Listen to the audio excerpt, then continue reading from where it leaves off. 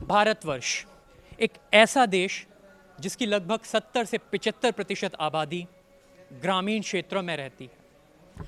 यदि मैं यूं कहूं कि देश की राजनीति का जो गलियारा है वो इन ग्रामीण क्षेत्रों से होकर जाता है तो गलत नहीं होगा। इन्हीं गांव में, इन्हीं गांव की चौपालों पर, यहाँ के घरों में, यहाँ के चौराहों पर होने वाली पंचायत देश और उत्तर प्रदेश की राजनीति तय करती है। यहाँ के मंत्री मुख्यमंत्रियों को तय करती है। नमस्कार, मैं हूं आपके साथ शिवम पाठक। नियो पॉलिटिको की इस खास पेशकश प्रचार प्रसार में आपका हार्दिक स्वागत है। प्रचार प्रसार राजनीतिक दलों का नहीं, लोगों का, उनके मुद्दों का, उनके विचारों का, उन्हीं की जुबानी सीधे ग्राउंड से। दोस्तों, आज अपने राजनीतिक सफर पे हम पहुंच चुके हैं सहारनपुर। सहारनपुर एक ऐसा जिला जो बीते दशकों में राजनीतिक गलियारों में चर्चित रहा। यहां पर कई धार्मिक मतभेद हमने देखे, कई जातिगत मतभेद हमने देखे, जिन्होंने देश की राजनीति में सुर्खियां बटोरी। यदि मैं यूं कहूं कि देश की राजनीति को तय किया तो गलत नहीं होगा। आज इसी सहारनपुर के एक छोटे से कस्बे में हम आ पहुंचे हैं, वहां के लोगों से उनके विचारों को जानने, वहां के लोगों से जानने कि आखिर यूपी के दिल में है क्या। तो आइए जानते हैं इस छोटे से कस्बे में यहां पर बैठे लोगों से कि उनके दिल में कौन बसता है और आगे आने वाले 2022 के चुनावों में जनता किसका करेगी समर्थन, किसको चुनेगी अपनी सरकार, कौन बनेगा मुख्यमंत्री। ग्राउंड रिपोर्ट मेरे साथ। नमस्कार सर, क्या नाम है आपका? रोहित कौशिक। रोहित कौशिक जी, क्या समझते हैं कौन जीतने वाला है 2022? किसकी सरकार बनने जा रही है? जो ब्राह्मण समाज की बात करेगा उसकी सरकार बनेगी। ब्राह्मण समाज की तो आजकल हम देख रहे हैं कि सभी बात कर रहे हैं। सभी बात कर रहे हैं, तो जो समाज के लिए, समाज की आवाज़ उठाने के लिए, समाज को, जो हमारे समाज के युवा हैं उन्हें रोजगार देने का काम करेगा, उनकी सरकार बनने का काम होगा। मतलब बात कोई करें, लेकिन जो समाज की आवाज़ उठाएगा, जो समाज के लिए लड़ेगा, जो हमारे बच्चे हैं, जो हमारे युवा हैं, उन्हें रोजगार देगा, उसकी बात करेगा। हमारे युवा बेरोजगार हैं। लेकिन जो अभी सरकार है, योगी सरकार, वो कह रही है कि उन्होंने लगभग 3.5 से 4 लाख सरकारी नौकरियां दी हैं। एमएसएमई सेक्टर और पूरी, अगर हम लोग रोजगार का आंकड़ा निकाल कर देखें तो लगभग 3 करोड़ नौकरियां उन्होंने प्रदान की हैं, ऐसा उनके विज्ञापन कहते हैं। आप क्या मानते हैं? सिर्फ विज्ञापनों में ही है। हमारे युवा हैं, जो हमारे समाज के हैं, वे बेरोजगार हैं, अपने कंपनियों में नौकरी कर रहे हैं, अपना बिजनेस कर रहे हैं, अपनी खेती बाड़ी कर रहे हैं, लेकिन कोई सरकारी जॉब नहीं उनकी लग रही। सर, क्या मानते हैं? रोहित कौशिक जी ने कहा कि रोजगार एक ऐसा मुद्दा होने वाला है जिस पर यूपी की जनता वोट करने जा रही है, और कहा कि लोग पढ़ लिख कर, बच्चे पढ़ लिख कर भी रोजगार उन्हें नहीं मिल पा रहा है, लेकिन सरकार दावे कर रही है कि हमने लगभग 3 करोड़ रोजगार यूपी के बच्चों को दिए हैं, यूपी के युवाओं को दिए हैं। देखिए सर, मेरा मानना है कि आज के टाइम में 14% जो वोट है ब्राह्मणों का है, लेकिन अगर सरकारी गवर्नमेंट जॉब की बात देखें तो उनका कितना परसेंट है ये आप लोग जानते हैं, हम लोग जानते हैं, सभी लोग जानते हैं। ज़्यादातर अगर बात करी जाए निर्धन की तो ये हर कास्ट के अंदर है, ब्राह्मणों के अंदर भी है, जाट समुदाय के अंदर भी है, और सवर्ण लोग हैं, सबके अंदर है। मतलब आप कहना चाहते हैं कि गरीबी जाति देखकर नहीं आती है, गरीब गरीब होता है, उसको समान नज़रिए से देखना चाहिए। जी, वास्तव में तो बात यही है कि गरीबी जाति से संबंधित नहीं है, ये हर कैटेगरी के अंदर गरीब लोग हैं, निर्धन हैं।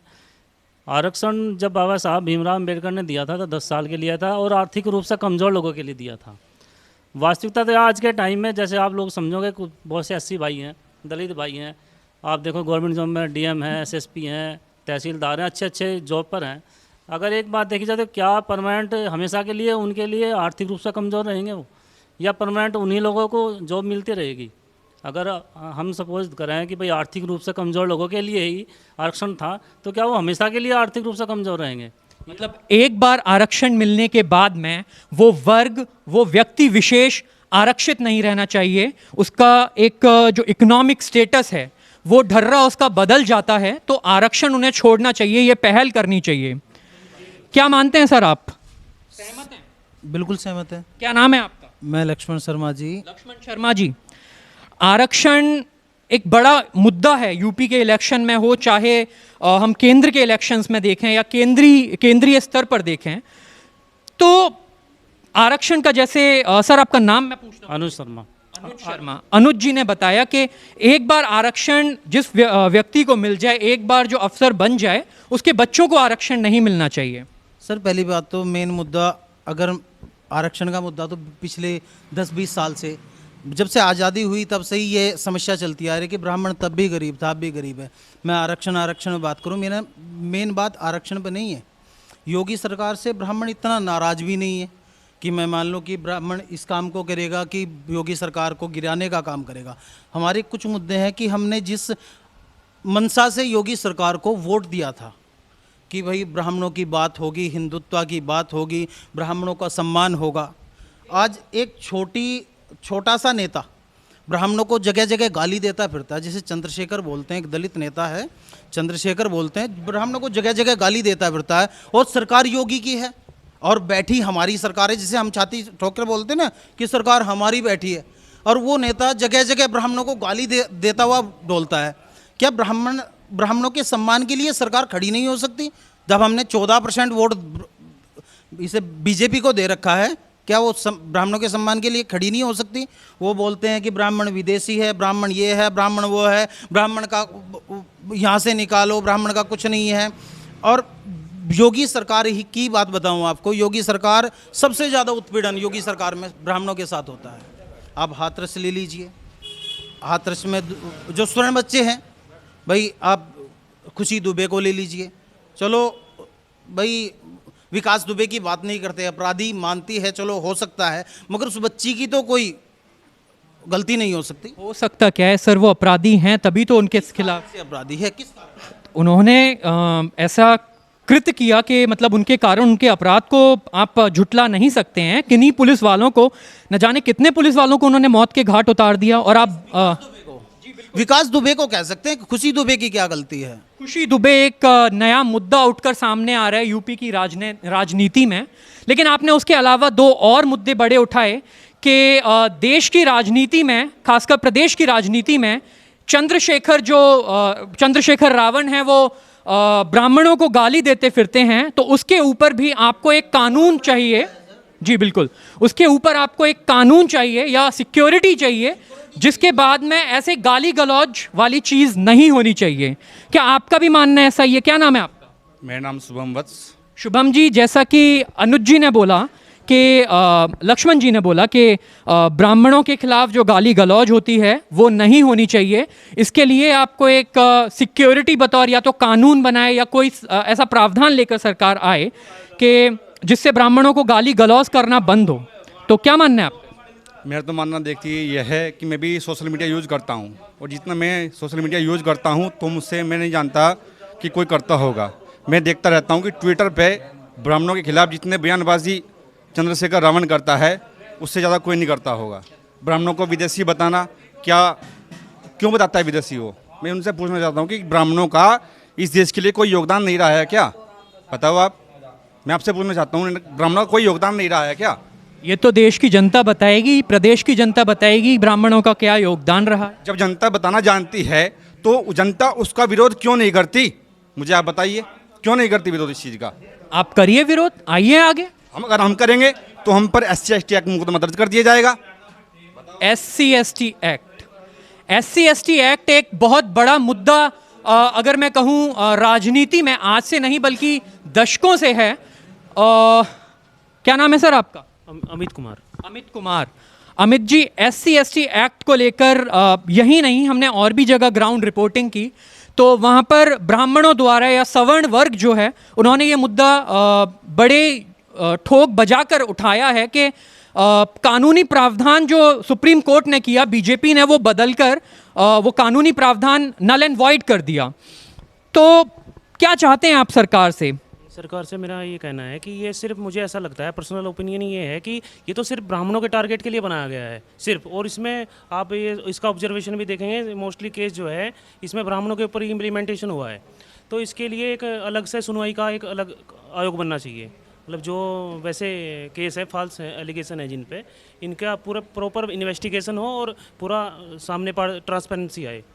आपने कहा कि ब्राह्मणों पर सबसे ज़्यादा SC/ST एक्ट लगता है, लेकिन अगर आप आंकड़े देखेंगे तो ब्राह्मणों पर नहीं बल्कि OBC वर्ग से जो व्यक्ति आते हैं उन पर सबसे ज़्यादा SC/ST एक्ट लगाया जाता है। उनका तो मेरा खुद का मानना है कि उनके तो जैसे इन्वेस्टिगेशन होती है वो तो बरी बरी हो जाते हैं, लेकिन ब्राह्मण ही जो है अंदर चले जाते हैं उसमें। मतलब आपका मानना है कि ब्राह्मणों को एक प्रकार से टारगेट कर कर SC/ST एक्ट का गलत उपयोग किया जा रहा है। हमारे साथ और भी लोग यहाँ पर मौजूद हैं। एक बड़ा युवा वर्ग हमें यहाँ पर दिखाई दे रहा है और रोजगार हमेशा एक बड़ा मुद्दा रहता है, तो हम रोजगार को लेकर पूछते हैं। क्या नाम है सर आपका? सर प्रशांत शर्मा। प्रशांत जी, क्या मानते हैं रोजगार के तौर पर यूपी सरकार फेल है या पास है? सर इतना रोजगार मिला नहीं है इस सरकार में, लेकिन आगे यही उम्मीद है सरकार की, और आगे रोजगार देगी। बट सर थोड़ा सा जो ये है, मतलब SC/ST एक्ट का हो गया ये, और ये SC में मतलब आरक्षण मिलता है, तो सर जनरल कैटेगरी को आरक्षण चाहिए सर। से मेन मुद्दा ये है सर। आपको दिया तो है आरक्षण, मोदी सरकार ने लगभग 10% का EWS कैटेगरी लेकर आई है और 10% आरक्षण दिया है। सर वो बात ठीक है, नहीं जिसका वो EWS नहीं बन पाया, ठीक है सर, सर उसको तो फिर भी वो आरक्षण 0 हो गया ना सर, ठीक है, किसी वजह से नहीं बन पाया, लेकिन वो बनना, चलो ठीक है वो दिया है, लेकिन वो बनना जरूरी था, लेकिन कोई नहीं बन पाता, वो सब फेल हो गए ना फिलहाल।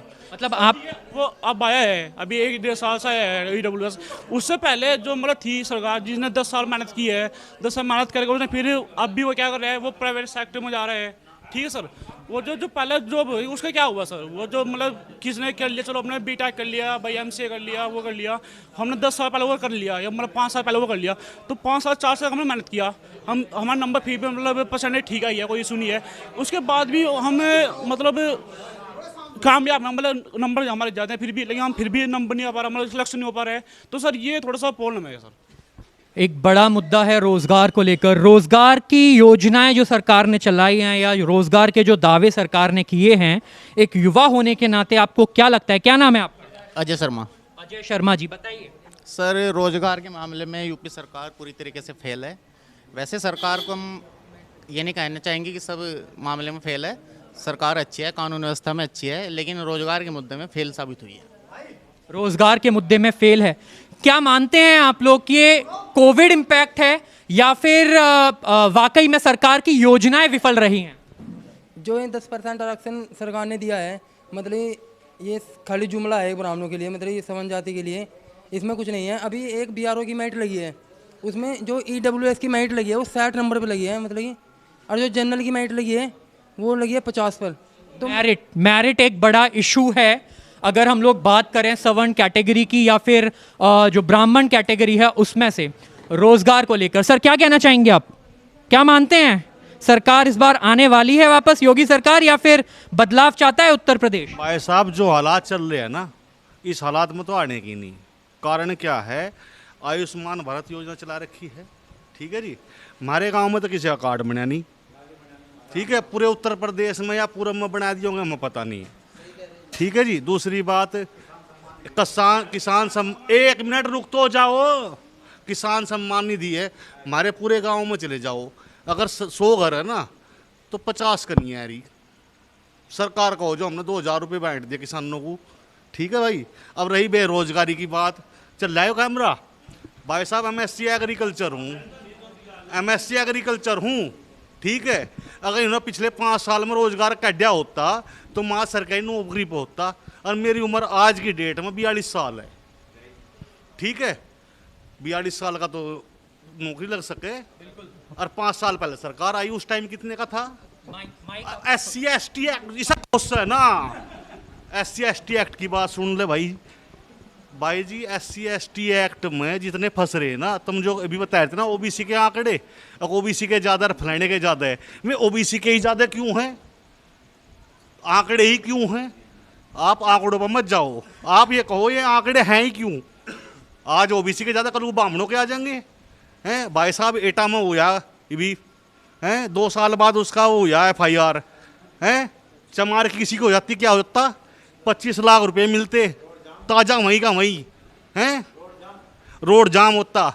और आज पता भाई साहब कि इस कानून का क्या दुरुपयोग हो रहा है कि वो पैर दिए कपड़े हैं और पकड़ो नाम, उसे भी नहीं पता कि वो आदमी कौन है, उसका नाम ले देगी, उसके सामने ले जाओ कौन है, वो पिछाड़ने की भी नहीं है।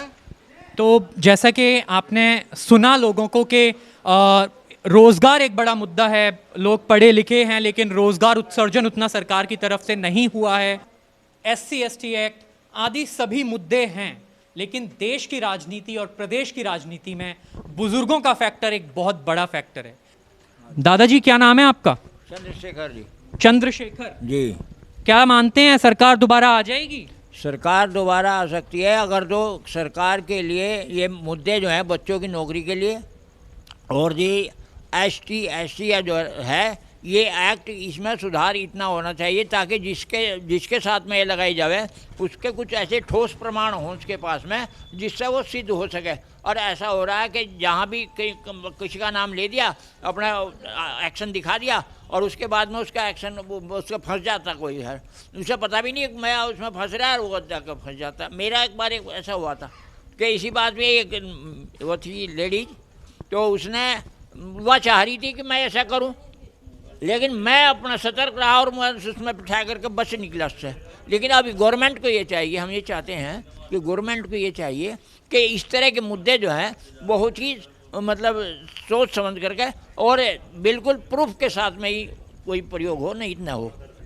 अच्छा, मतलब आपका मानना ये, आप क्या मानते हैं कि प्रदेश का जो बुजुर्ग वर्ग है वो योगी सरकार के समर्थन में है, न्यूट्रल है, किसी के समर्थन में नहीं है, या फिर वो उसके खिलाफ है? समर्थन तो मतलब यह है कि जो हमारा पक्ष करेगा, जो हमारी बात को रखेगा, जो हमें काम सहूलियत देगा, जो हमारे काम के लिए हमारे बच्चों को, हमारे समाज को, हमारे इसके यूनिटी को जो समाज जो भी सम्मान देगा, जो भी उसके लिए प्राथमिकता देगा, जो भी काम करवाएगा, उसी के साथ रहेंगे।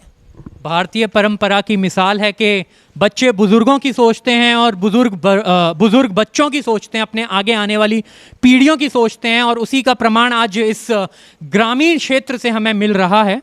हम आगे बढ़ेंगे और पूछेंगे, सर दादाजी ने बताया कि रोज़गार एक बड़ा मुद्दा है, समाज के लिए जो सरकार या जो व्यक्ति काम करेगा वो एक ऐसा इशू है कि उसके लिए आप लोग वोट करेंगे।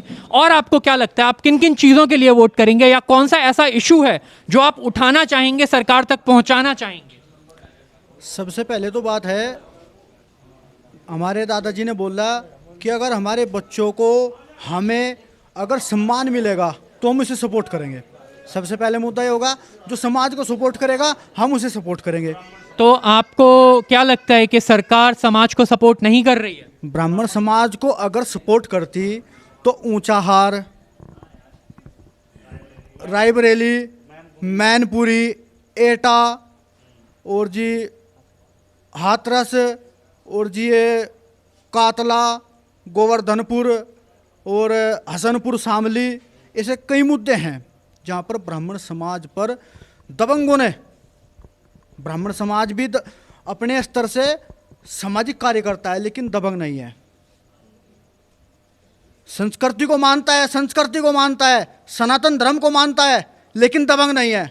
लेकिन और दबंग उन्हें परेशान करते हैं, ये बर्दाश्त नहीं किया जाएगा। लेकिन एक ये भी प्रश्न राजनीति में हमेशा उठता है, और विपक्षी जो हैं वो हमेशा ये कहते हैं, मतलब खासकर जो आपके समाज के विपक्षी हैं, कि भैया जो आपका समाज है वो सबसे समृद्ध समाज है भारतवर्ष में, तो आप लोग औरों के ऊपर अत्याचार करते हैं, औरों की हिम्मत नहीं है कि आपके ऊपर अत्याचार करें। आप काफ़ी समृद्ध हैं, इकोनॉमिकली देखा जाए, पैसे के तौर पर, या आपकी खेती बाड़ी देखी जाए, हर चीज़ से समृद्ध हैं। भैया बात यह है, हमारे एक दोस्त है हमारा, उसने दिल्ली में आंकड़े किए थे ब्राह्मण समाज के, और हमारे ब्राह्मण समाज के कुछ लड़के जो पढ़े लिखे हैं वे वहाँ पर जो ये सफाई कर्मचारी होती है ना, इसकी नौकरी कर रहे हैं। तो इसमें बुराई क्या है? इसमें बुराई है जो लड़का पढ़ा लिखा हुआ है, जिसने एम टेक रखी और जो इंजीनियर बनेगा, वो सफाई कर्मचारी, रोजगार खत्म। रोजगार एक बड़ा मुद्दा होने वाला है यूपी। रोजगार खत्म। और दूसरा मुद्दा ऊंचा आर का, सबसे पहले ब्राह्मण समाज के 5 लड़कों को योगी सरकार में बैठते ही उन लड़कों को मार दिया गया, जिंदा जला दिया गया। कोई नेता नहीं बोला, और खासकर जो भाजपा के नेता हैं वे नहीं बोले। एक हमारे नए नए नेता आए थे, पहले कांग्रेस में थे, जितिन प्रसाद, नाम तो सुना होगा। उन्होंने एक परिषद बनाया अपना, ब्राह्मण सेवा परिषद कुछ ऐसा करके बनाया। उन्होंने लगातार समाज की आवाज़ उठाई। क्या आप भी समाज की आवाज़ उठाएंगे? क्या मैं खुशी दुबे की जो आवाज़ उठाई थी, उन्हें खुशी दुबे के लिए आवाज़ उठाएंगे? हम उस कैबिनेट मंत्री जो सरकार ने बनाया है, हम उनसे पूछना चाहते हैं, क्या आप कैबिनेट मंत्री बनकर समाज की आवाज़ उठाएंगे? लेकिन अब तक उनका कोई जवाब नहीं आया। हमने ट्विटर पे उनसे पूछा था, कोई जवाब नहीं आया, क्योंकि वे अब दब चुके हैं। किसके नीचे? सरकार के नीचे। क्यों? क्योंकि वे कैबिनेट मिनिस्टर बना दिए, इसलिए वे दब गए। लेकिन ब्राह्मण समाज और ब्राह्मण समाज का युवा जाग चुका है। जो ब्राह्मण समाज के युवा की बात करेगा, ब्राह्मण समाज के बुजुर्गों की बात करेगा, ब्राह्मण समाज का सम्मान करेगा, ब्राह्मण समाज उससे वोट करेगा, और जब ब्राह्मण समाज की बात करेगा वो ही उत्तर प्रदेश में राज करेगा। जो ब्राह्मण समाज की बात करेगा, जो लोगों के हितों की बात करेगा, वही उत्तर प्रदेश में राज करेगा। क्या नाम है सर आपका? अंकुर शर्मा। अंकुश जी, क्या मुद्दा है आपका? किस मुद्दे पर वोट करने वाले हैं? एक तो बेरोजगारी का है। बेरोजगारी जी, 50-50 में है फिलहाल सरकार। हमारे इधर भी इंडस्ट्री का वादा करा था, लेकिन कोई भी इंडस्ट्री इधर देखने को नहीं मिली। और दूसरा मुद्दा मेरा ललितपुर का है, जो विष्णु तिवारी जी का है। वो उधर 20 साल जेल में बंद रहे, लेकिन किसी ने योगी सरकार ने खास तौर से उस पर कोई ध्यान नहीं दिया, ना उसे निकालने की कोशिश करी, ना उसका कोई कंपनसेशन किया। तो ये एक खास मुद्दा रहेगा ब्राह्मणों के प्रति कि इतना अनदेखा व्यवहार क्यों किया जा रहा। क्या नाम है सर? मेरा नाम शुभम वत्स। शुभम जी, क्या मानते हैं सरकार आ जाएगी दोबारा? भाई साहब, मेरा तो एक कहना है आपसे कि अभी मुद्दा चल रहा था SC/ST एक्ट को लेकर के। हमारे हाथरस में भी प्रकरण हुआ था, तो वहाँ पर हमारे बड़े भैया हैं राष्ट्रीय स्वर्ण परिषद के पंकज धवरैया जी, तो उन पर अभी भीम आर्मी जो चंद्रशेखर रावण है, उन्होंने SC/ST एक्ट में उन पर मुकदमा दर्ज करा दिया है। मैं उनसे पूछना चाहता हूँ कि उन पर क्यों लगाया गया है SC एक्ट? पर उनके ऊपर जो आरोप लगाया गया है कि उन्होंने, जो भीम आर्मी है, उनके कुछ कार्यकर्ताओं के साथ मारपीट की, इस कारणवश उनके ऊपर ये मुकदमे दायर किए गए हैं। अगर कोई ब्राह्मण के समाज के खिलाफ बोलेगा तो उसकी मार पिटाई निश्चित होनी चाहिए। अब ये लोकतंत्र में तो सबको बोलने की आज़ादी है, आप किसी के बोलने पर लगाम कैसे लगा सकते हैं? आज़ादी है, लेकिन ब्राह्मण समाज के खिलाफ कोई बोलेगा तो उसकी आवाज़ को दबाना हम जानते हैं। ऐसा कैसे बोल सकते हैं सर आपके ब्राह्मण समाज के खिलाफ कोई बोलेगा तो उसकी आवाज़ आप दबा दें? अगर ब्राह्मण समाज के खिलाफ कोई बोलेगा तो हम कैसे स्वीकार करेंगे, ये बताइए आप। समाज के खिलाफ कोई बोले तो उसकी आवाज़ को दबाया जाना चाहिए, लेकिन व्यक्तिगत तौर पर अगर कोई गलत कर रहा है तो वो गलत है, ये आप मानते हैं? वो लोग इस चीज़ को नहीं समझते ना। अगर हम प्यार से समझाएंगे वो मान जाएंगे, अच्छी बात है। अगर नहीं मानेंगे तो वो कहते हैं कि एक आपने कहावत सुनी होगी कि घी अगर सीधी उंगली से नहीं निकलता तो टेढ़ी करनी पड़ती है, तो वो टेढ़ी की गई है। अगर ब्राह्मण समाज के खिलाफ कोई बोलेगा तो हम बर्दाश्त नहीं करेंगे, वो चंद्रशेखर रावण हो, कोई भी हो, हम बर्दाश्त नहीं करेंगे। दूसरी बात, उन्होंने एक भी बयान दिया था पंकज धवरिया ने कि अगर मुझ पर ST एक्ट लगाया गया है तो मैं क्यों ना वो कृत्य करके जाऊं, क्यों ना मैं हत्या करके जाऊं चंद्रशेखर रावण की। तो ये गलत नहीं है, ये गलत नहीं है। किसी की हत्या करना आप कैसे सही सिद्ध कर सकते हैं? अगर वो SC एक्ट लगाएंगे तो वो केस को करके जाएगा ना। जब मतलब अगर गलत तरीके से लगाएंगे तो आप ऐसा करेंगे, या फिर अगर उस पर केस दर्ज करते हैं, मुकदमा दर्ज करते हैं फर्जी ST एक्ट में, तो वो कृत्य करके जाएगा, उसे जेल में तो जाना ही जाना है, तो जाएगा। कोई भी व्यक्ति हो, केवल पंकज धवरैया नहीं, अगर कोई भी व्यक्ति किसी पर फर्जी मुकदमा ST एक्ट में होता है तो वो कृत्य करके जाएगा, जब से जेल में। अब जाते जाते इस गांव से विदा लेते, हमारा अंतिम प्रश्न इस गांव के लोगों से है, ब्राह्मण समाज के इन लोगों से है कि ब्राह्मण समाज आखिर 2022 में वोट किसको डालने वाला है, बटन किसके छाप की दबाने वाला है? क्या मानना है चाचा, किसकी वोट दबाने वाले हो इस बार? है? किसको वोट देने वाले हो? जो अच्छा काम करेगा उसकी वोट देंगे। जो अच्छा काम करेगा मतलब?